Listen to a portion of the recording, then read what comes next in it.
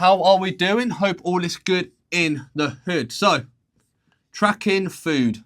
Look, unless if you've got disordered eating and you emotionally really struggle with tracking your food, you can skip this one. But if you don't, I do think it's really important that a lot of people just try to track their food, even if it's just for a minimum of 3 months. Now, the reason why I think it's so important that people track their food, it holds you so much more accountable. If you're going to be writing down exactly what you're eating, you're probably going to be a lot less likely to snack on those biscuits, to have that chocolate bar and all that sort of stuff. Because it goes back to what we were saying on the first day about your identity. You want to identify as that person you want to become. Now, if it's that person you want to become going to be eating a chocolate bar every single day. So by tracking and writing down the food, you're going to be so much more accountable to that identity. Now, you have a lot of people out there like myself who now eat intuitively.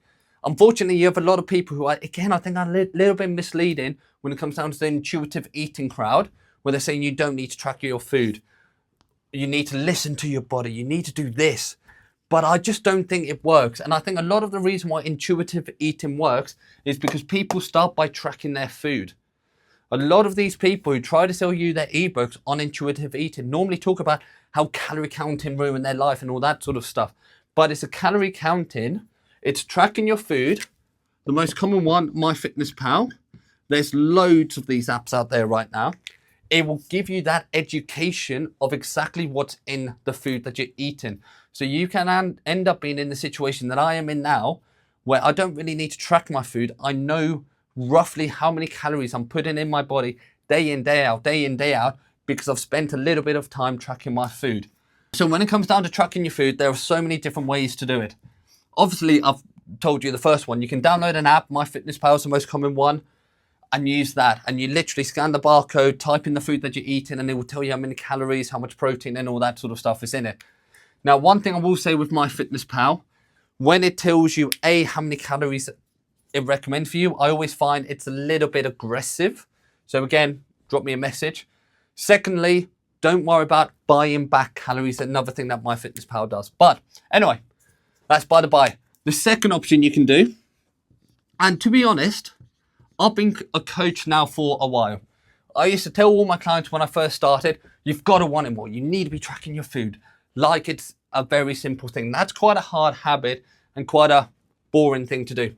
What a lot of my clients do now is just take a photo of their food and send it across to me. If you want that level of feedback as well, please feel free to drop me a message with a photo of your food and just say feedback on this.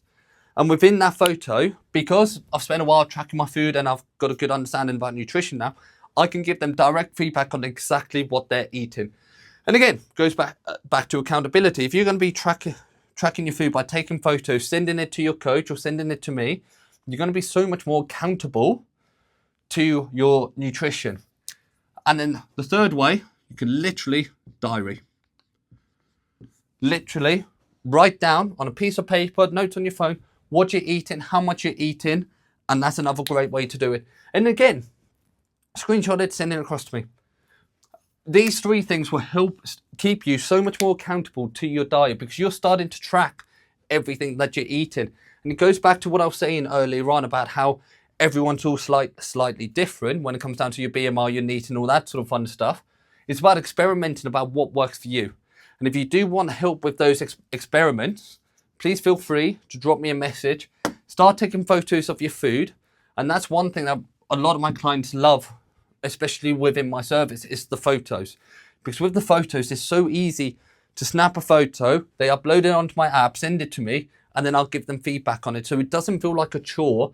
And by doing that, they're learning how they can sort of eat their normal diet, but in a healthier way. Because we all have a relatively okay-ish diet. It normally just needs a few tweaks. So if you do want those few tweaks in your diet, drop me a message. Have a great day. Tomorrow we're going to talk about the importance of planning and how to avoid overwhelm. See you later.